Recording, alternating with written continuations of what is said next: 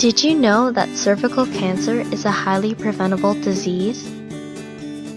That's because of Pap tests and the HPV vaccine, which are effective preventative methods against cervical cancer.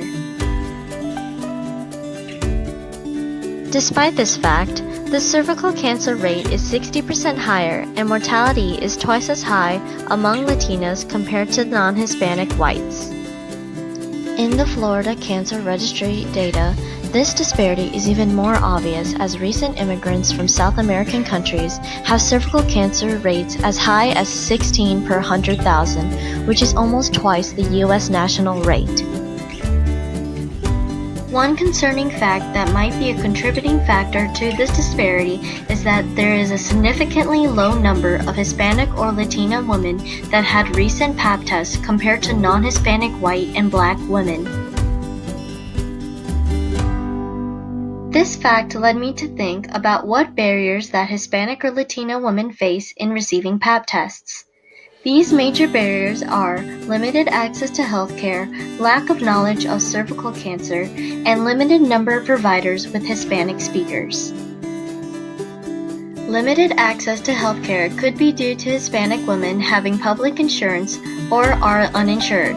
Lack of knowledge about cervical cancer is present due to misinformation from their home country and stigma about having a male examiner.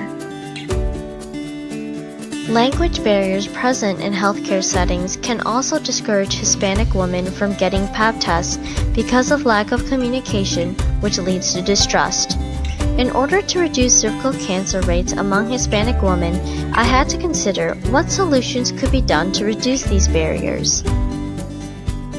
To ensure the effectiveness of my health communication plan, I have contacted a local leader from the National Cervical Cancer Coalition Society, which is a program of the American Sexual Health Association.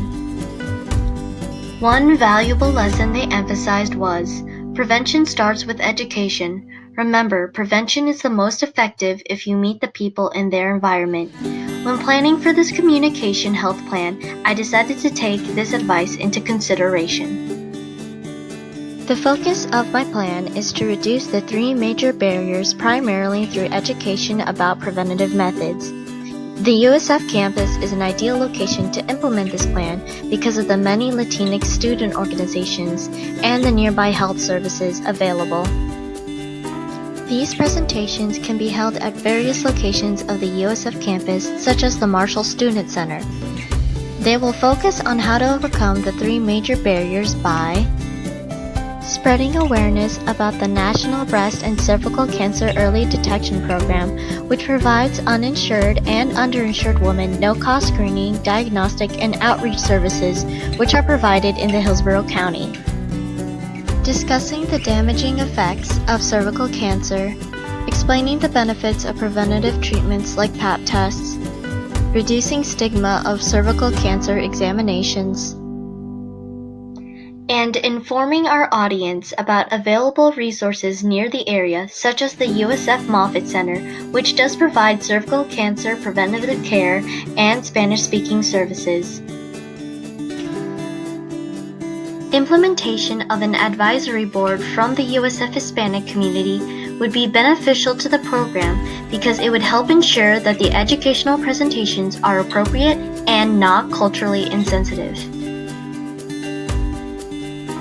Social media such as Facebook and Twitter will not only be used to advertise future presentations, but it would also be a helpful way to contact and collaborate with the various Latinx student organizations at USF to reach the surrounding Hispanic population at a community level.